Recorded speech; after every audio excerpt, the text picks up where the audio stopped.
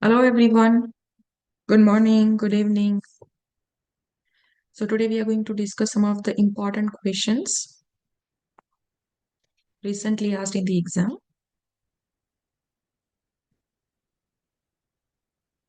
An 8-year-old is brought to the emergency department after multiple purplish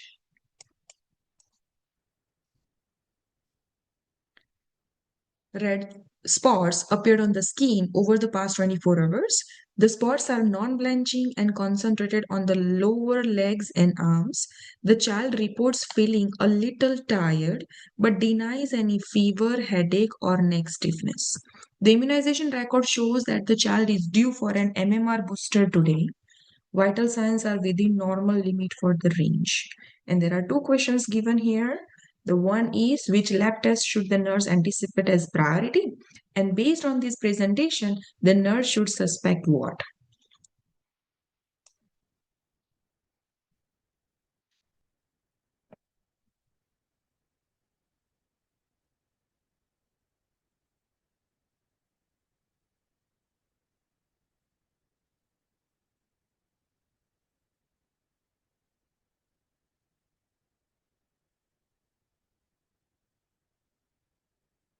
Okay.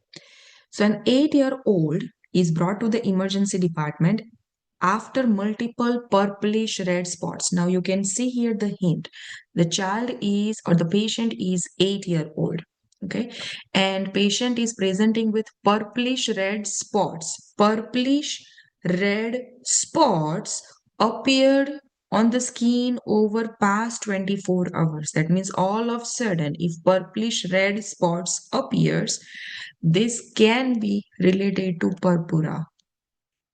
Purplish red spots in the children without any other associated symptoms, they are considered as purpura. That means bleeding spots. Okay, bleeding spots. Something is going on internally, and this is the hint here. Now, the spots are non-blanching, concentrated on the lower legs and arms. Child reports feeling little tired, but denies any fever. So there are less chances of any infection, okay, because there is no fever, there is no headache. So definitely, if we are thinking of meningitis rash, then this one can be eliminated because there is no fever, no headache. So thinking about meningitis rash is also less likely. Okay. Plus, patient does not have any neck stiffness, so we can definitely eliminate meningitis related rash or meningitis condition.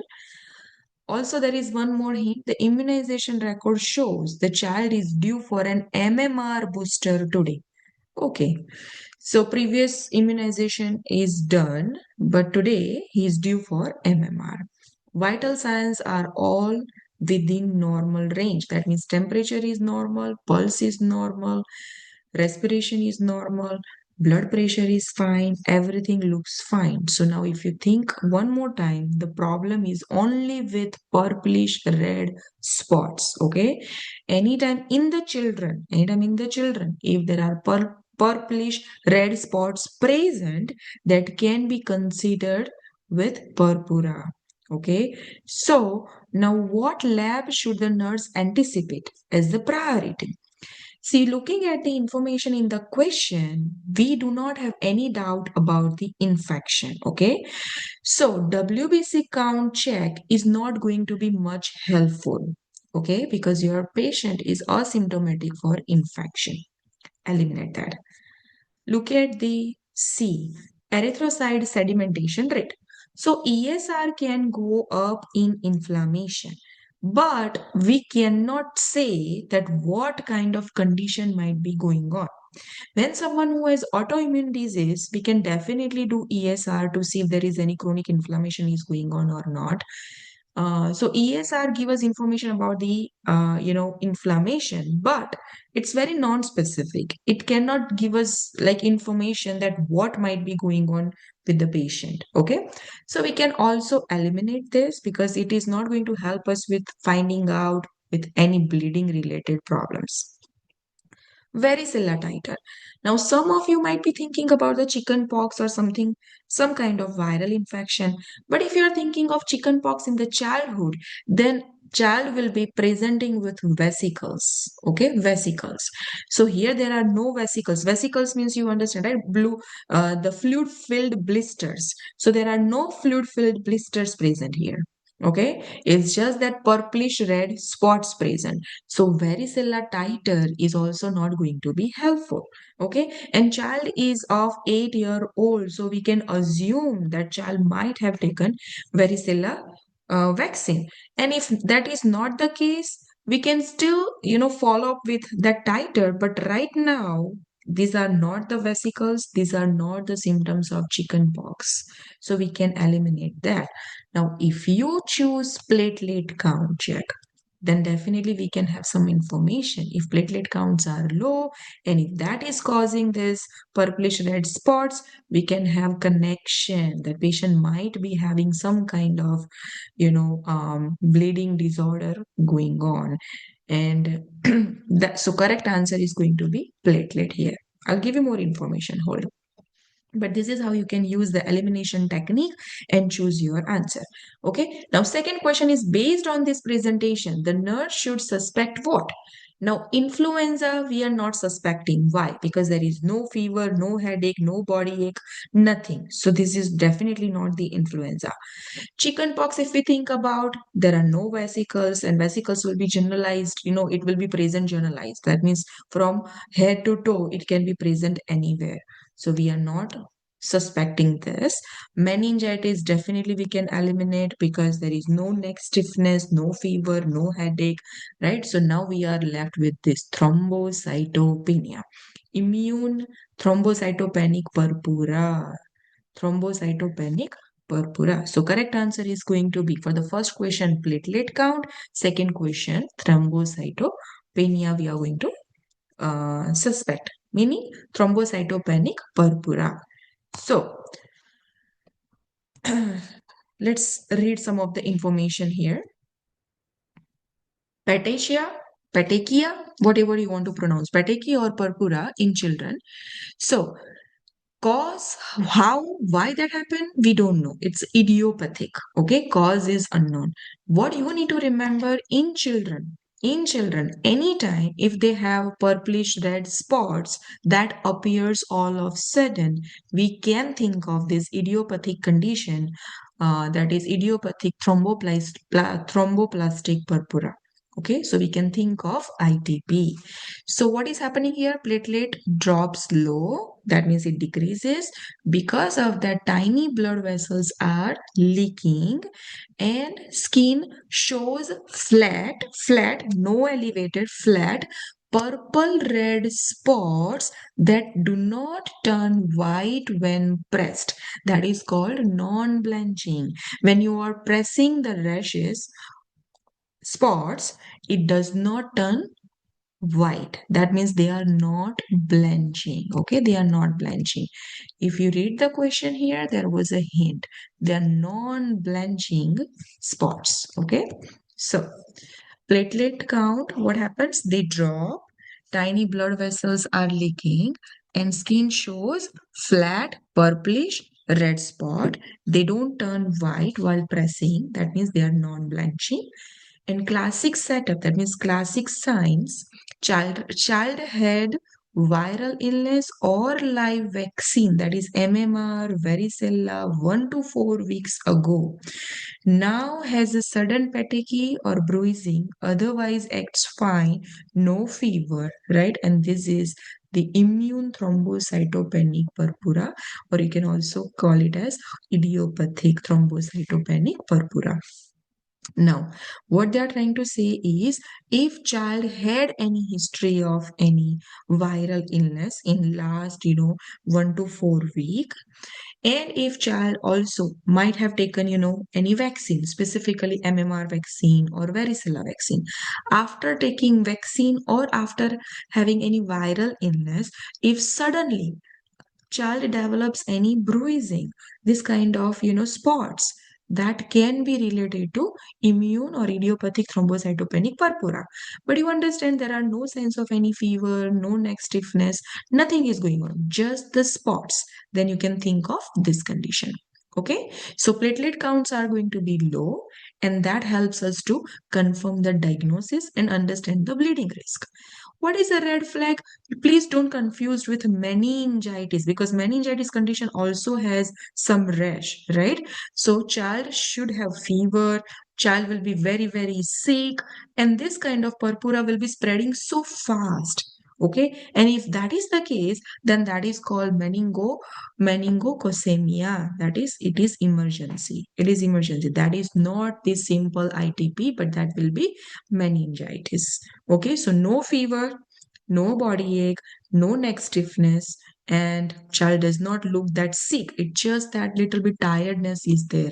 Okay, so now you know how to differentiate between meningitis and between idiopathic thromboplastic thrombocytopenic purpura. Okay, so here WBC count is not going to help us much because of the infection. ESR just for inflammation, it is not more specific. Varicella titer only matters if there are an active chickenpox rash, that means blister plus fever. So if ITP is suspected, what you are going to do? So you have to put on the child on bleeding. You have to put the child on bleeding precautions. Okay. And then no NSAID group of medication and no aspirin. Why is that? Because if you give NSAID and aspirin, then what can happen? There will be increased bleeding risk. No IM injections, no contact spots. We watch for the headache and confusion could mean bleeding is occurring in the brain. So you have to keep monitoring the child for level of consciousness, okay, to make sure that child is not bleeding internally. So basically, what is the memory trick here? Child is afebrile, that means no fever, petechia or petechia, whatever you want to pronounce, recent history of viral illness or recent history of vaccine, then it means idiopathic thrombocytopenic purpura is going on. So you have to check the platelet count. Okay, you have to check the platelet count. And then if they add fever, then you have to think of meningitis. Clear? Okay, some of the information about the vaccines I also want to give you here. This is a chart that you can take the picture and save it for for future reference. So hepatitis vaccine will be given at birth, and after birth, after 1 month, the second dose will be given, and the third dose will be given at 6 months.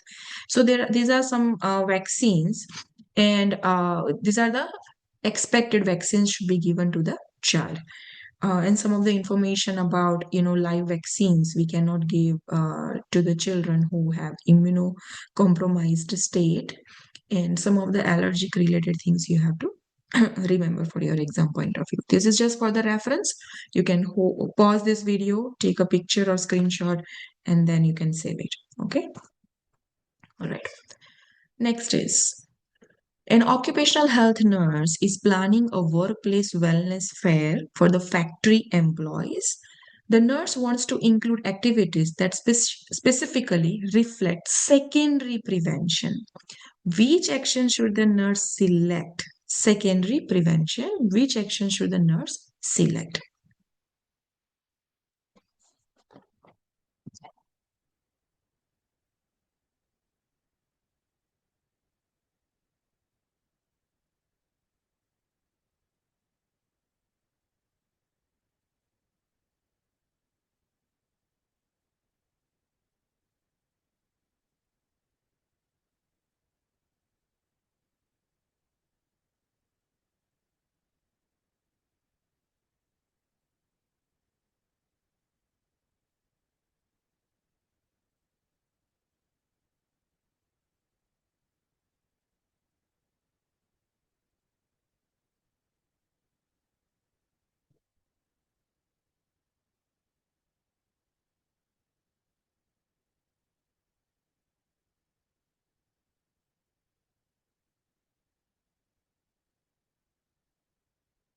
Okay.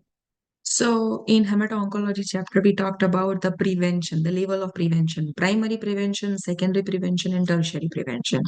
what we had memorized, whenever they ask you about the secondary prevention, you have to remember screening as secondary as screening. As secondary is equal to screening. So wherever you are going to do screening, that is going to be secondary prevention.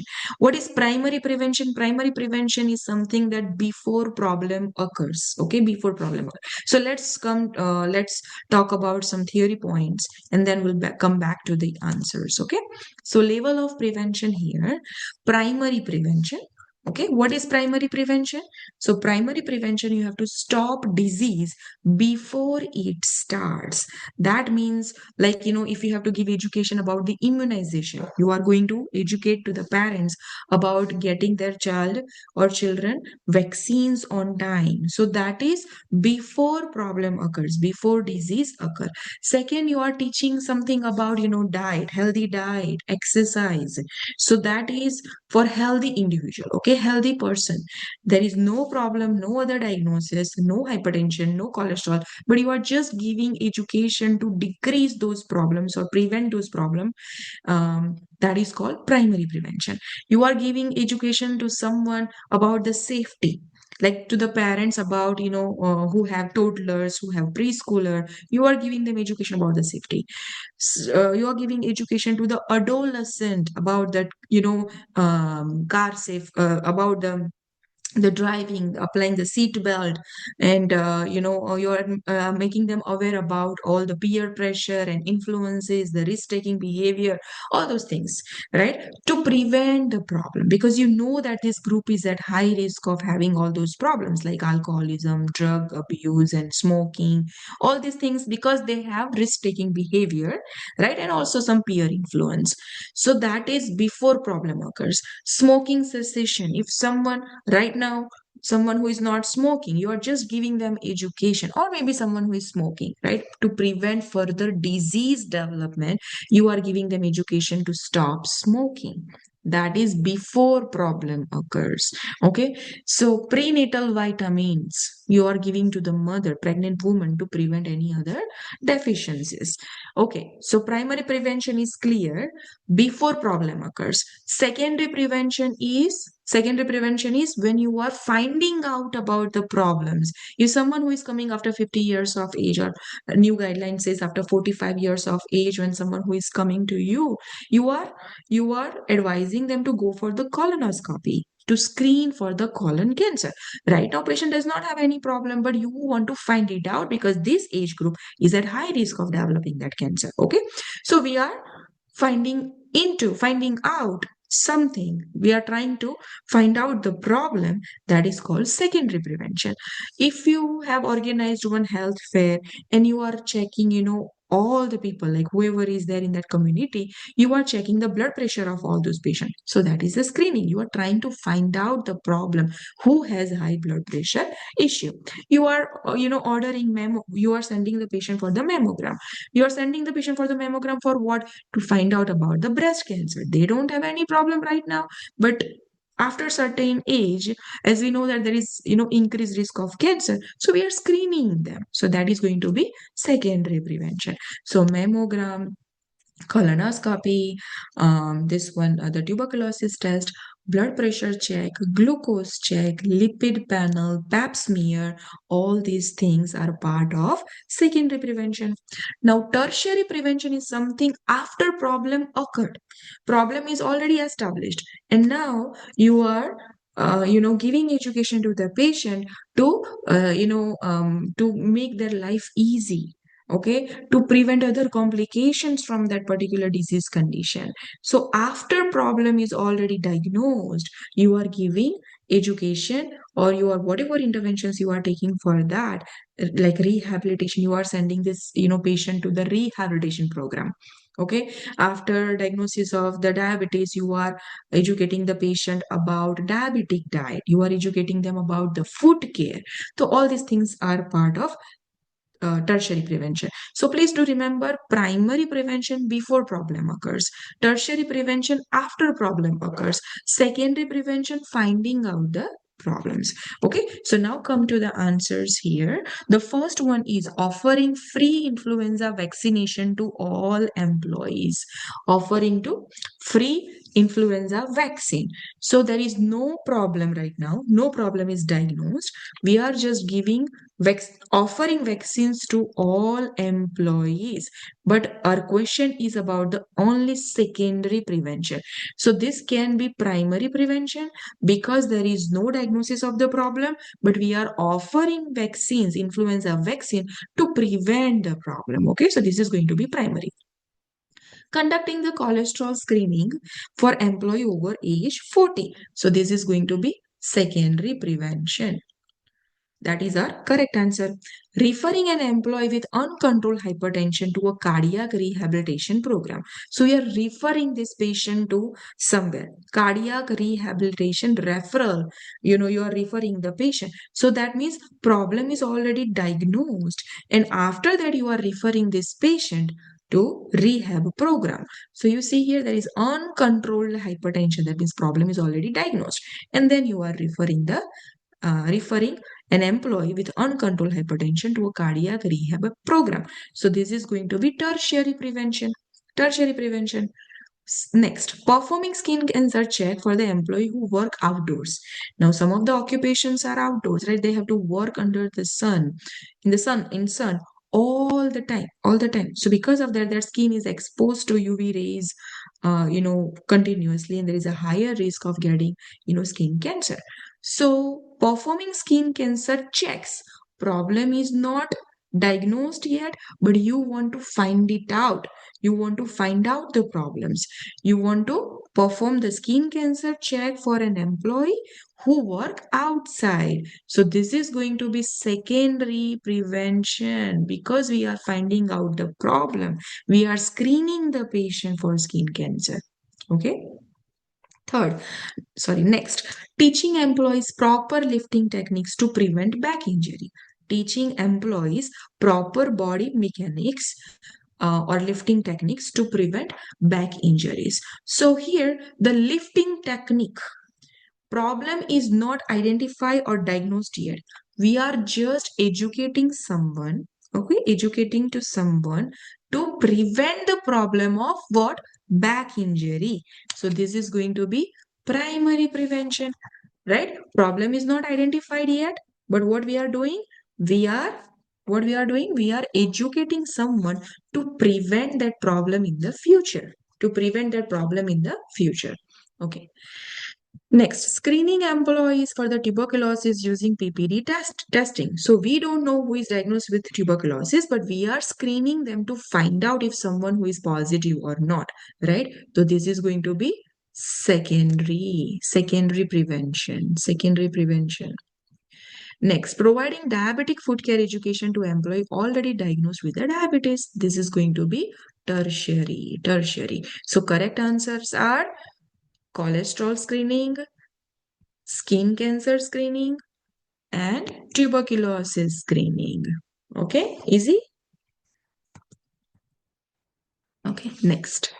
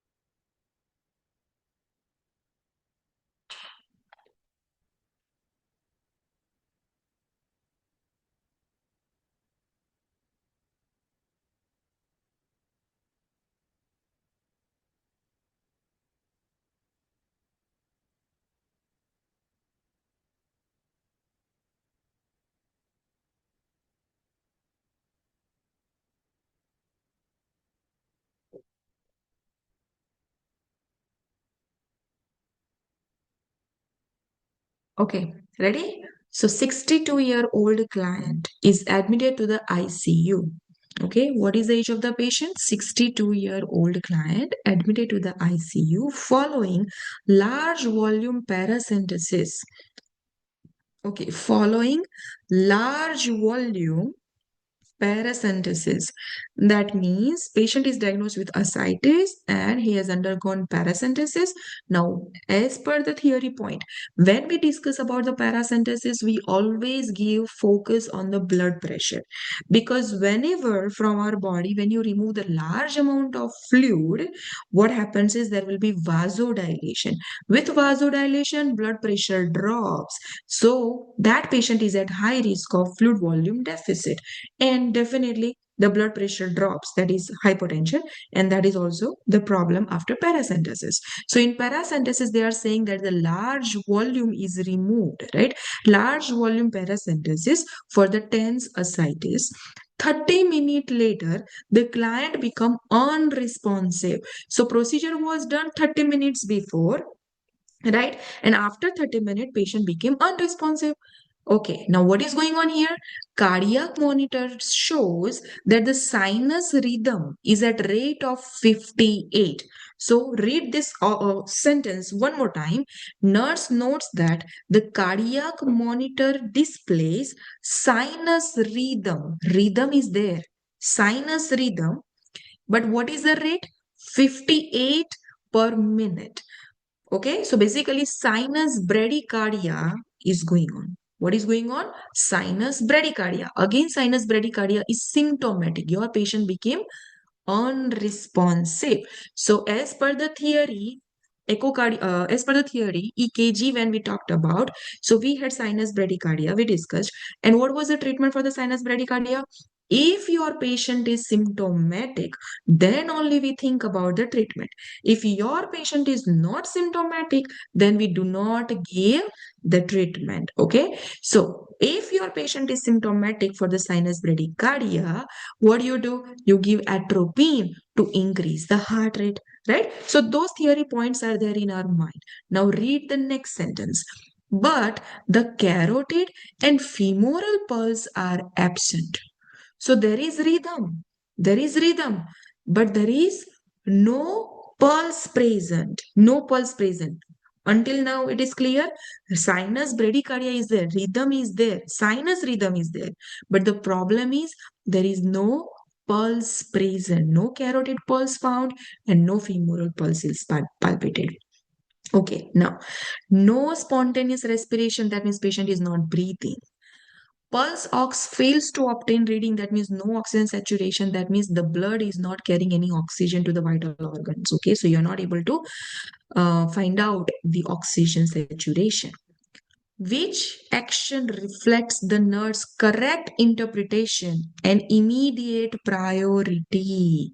Now here, one more time, if try to connect the dots, patient has rhythm, sinus rhythm, it shows on the EKG monitor. 58 is the, heart rate, but no pulse, no respiration. Plus, third thing, your patient is unresponsive. These three are the criteria of what? CPR. You have to start pumping patient manually to supply blood to all the vital organs because your patient is unresponsive, no breathing, no pulse. Okay, so these all things are there in our mind. Now let's look at the option. First option, recognize the sinus bradycardia and administer atropine 1 milligram IV push. Correct. Okay, to some extent, this option is correct. But before submitting this, always look at the other option. So keep this option aside. Okay. Second, recognize pulseless electrical activity. Okay, so here you are recognizing only sinus bradycardia. Okay, here you are recognizing pulseless. That is correct. There is no pulse, right? No carotid pulse, no femoral pulse. Plus electrical activity is there. Now, what is electrical activity? Whatever you are observing on the EKG monitor, the cardiac monitor. So on cardiac monitor, it shows sinus rhythm, but there is no pulse. So which one is better between A and B? B is more accurate than the first one. In first one, they are saying only sinus bradycardia, but in second, they are saying there is no pulse, pulseless electrical activity. Okay, and so you begin high quality chest compression, that is CPR. So this one is the best answer, because when patient is unresponsive, no pulse, no breathing, these are the criteria to start giving compression to someone, to start giving CPR, because just giving medication, that is atropine, is not going to be helpful, guys. Just giving atropine will not be helpful. Now, please understand, the first option is not wrong. That is correct. Even if you are choosing that the sinus bradycardia, that is correct. Giving atropine for symptomatic sinus bradycardia, that is also correct. Then why we are not choosing that option? Please do remember, when someone who has pulse and sinus bradycardia, atropine works better. Okay, atropine only works when there is sinus bradycardia with pulse. Atropine does not work when someone who do not have pulse. Okay, so better if first you will start with CPR and then you will think of giving other medication. Okay, so this one is better choice. Again, as I mentioned, always compare with other options. So look at the third one. Recognize asystole. No, there is no asystole because you are still monitoring sinus rhythm. Okay, so there is no asystole, so we are not going to pick that. Recognize the monitor lead artifact. That means you make sure that leads are connected, properly. They are attached nicely. None of the leads are loose, because sometimes that shows abnormal electrical activity.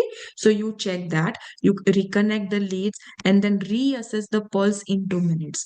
What if, guys, you are waiting for the 2 minutes, and patient can convert into like very critical condition, and here we do have the evidence, like let's say if patient cardiac monitor is not showing the normal rhythm, okay, and you are thinking of loose lead, but you also have evidence here in the question that the pulse is not present.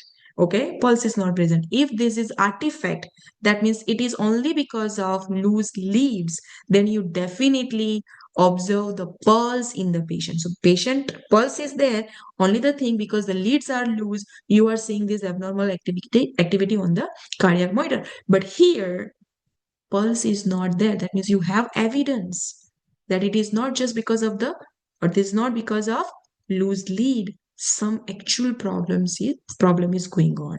Okay, so that is the reason we are not going to pick this. All right. Okay, so little bit information about an organized rhythm on the monitor. So there is a sinus rhythm, that means organized rhythm is there on the monitor, but there is no palpable pulse. That is called pulseless electrical activity. Pulseless electrical activity is a non-shockable rhythm.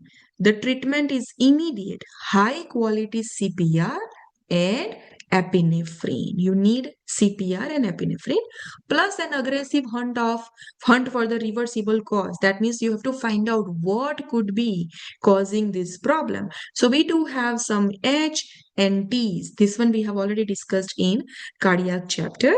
So H and T's. So in this scenario, for our patient, there is a large volume paracentesis points to the hypovolemia. Okay, and whenever there is a large fluid shift, that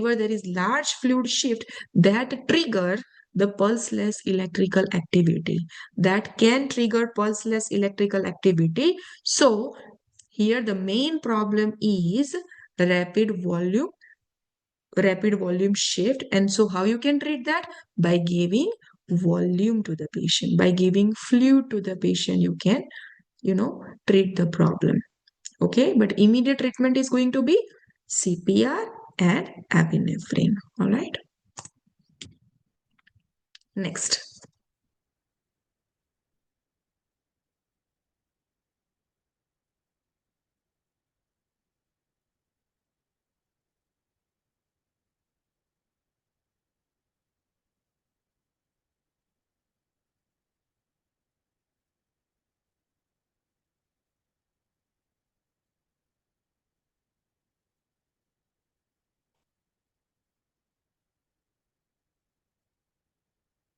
Okay.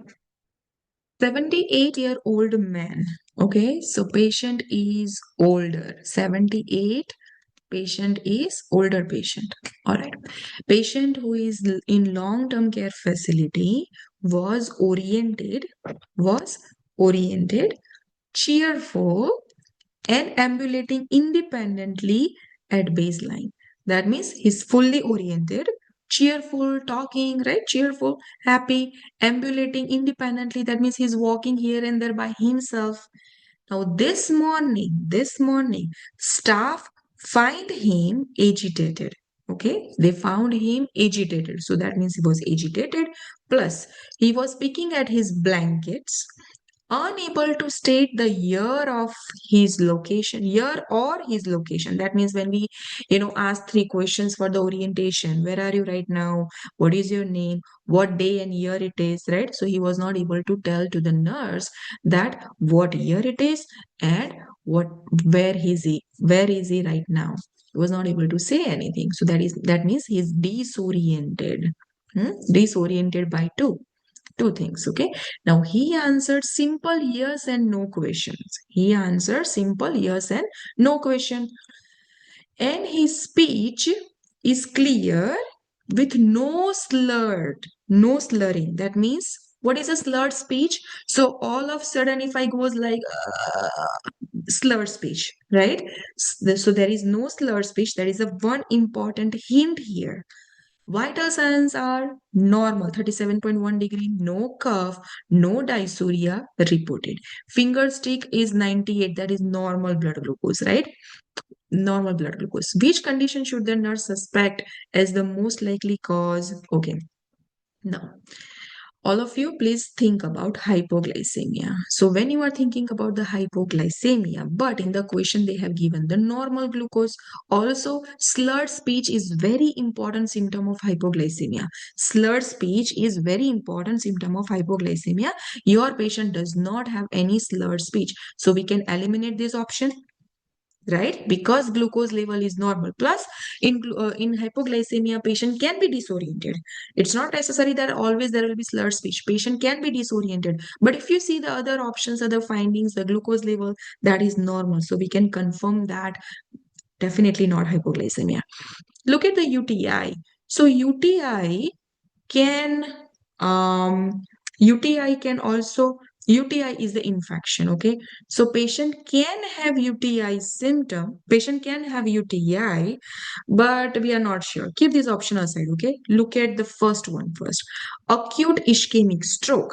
Now when patient is experiencing stroke, there can be slurred speech, there can be disorientation, but they haven't mentioned anything about uh, you know um, slurred speech. They haven't mentioned anything about the unilateral weakness, paralysis, nothing. So right now, this is not the stroke because your patient does not have any slurred speech is clear. Your patient is disoriented by two, but he's also able to answer accurately yes and no question. Okay, so I don't think that this patient is having stroke going on. Okay, now dementia. Dementia can occur in older people, but that is very slow and chronic condition that occurs over the time. It takes long time to progress. Okay. Now here, if you read this, information one more time, this happened in morning today. Okay. Today morning, patient was found to have this disorientation, picking at his blanket, agitated. All these symptoms were found in the morning today. Until yesterday, patient was completely fine, independently walking, happy, cheerful, no problem until yesterday. So in one day, there cannot be dementia. In one day, patient cannot develop dementia. Okay, so we can eliminate this option. We can eliminate A, we can eliminate B, we can eliminate D. So now the C can be the correct answer. But what is the connection here? What is the connection here? Please do remember one point. In older people, they do not show up with typical signs and symptoms of fever, chills. If they have UTI, they cannot come with, like frequency, urgency, lower abdominal pain. No. In older people, they show atypical symptoms like confusion, disorientation. Whenever there is infection going on in older people, they will not show up with typical signs and symptoms like frequency, urgency, lower abdominal pain for the UTI, or they will not come with, what the coughing can be there if there is pneumonia going on, but mostly patient will have no fever, but patient will have confusion, disorientation. Okay, when I visit nursing home to see my patient as a NP, what happens is, like, nurse will tell me that, so and so patient did not, wake up today for the breakfast. When I went to his room and I asked him, like, what's going on? How are you? You don't want to eat anything today? And he says that my daughter is going to pick me up, so I'm getting ready. And he does not have any daughter. He does not have anyone to come and, who's going to come here and pick him up. So that means that shows little confusion there. And so nurse asked me that should I, put the order for UTI and chest X-ray. We generally do that because that's the protocol to find out any hidden infection. So we do take urine sample, we send it for the culture, we find it out for UTI.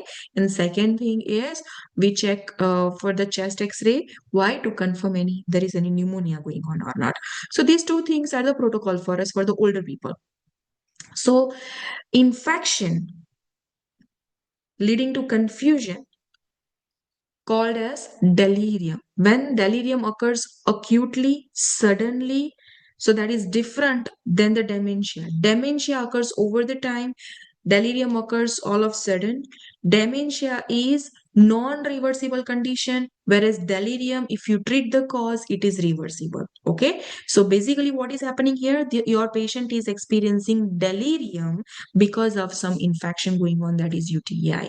Okay, so sudden change, that means between hours to day, okay, within few hours or maybe in 1 or 2 day, from baseline mental status, if they change, okay, whatever patient was the baseline, but all of a sudden it shifts, it changes, then you have to think of delirium, not the dementia. Now, dementia is a slow, progressive, irreversible decline over the month to years, whereas delirium is acute, fluctuating, usually reversible if the underlying cause is treated. Now, top reversible cause to rule out first is infection. Infection. I shared experience of my nursing home. So please do remember to rule out UTI first in older people, often without any fever and dysuria. So that was, a distracting point there. They mentioned that patient does not have dysuria. So you might be thinking that, oh, patient does not have dysuria. That means the patient cannot have UTI. But for older people, it's different. They do not come with typical symptoms. Medication effects can also cause that. Sometimes polypharmacy, that means multiple medications older people will be taking, right? Hypoglycemia or electrolyte imbalance, hypoxia, constipation, urinary retention, dehydration, all this condition can cause delirium. And if we treat this cause, delirium can be treated, can be reversed. Okay, stroke clues are they should be present if it's the cause like focal deficit. For example, if there is one side, face is drooping, one side, there is a weakness of the extremity, or if there is any electrolyte imbalance, hypoxia, sorry, facial drooping, if there is a slurred speech. So if you can remember, we do remember one mnemonic that is fast. So facial drooping, okay, then slurred speech, okay, asymmetry of extremity, then it is time to call emergency response team. So we do remember fast as a mnemonic for the stroke.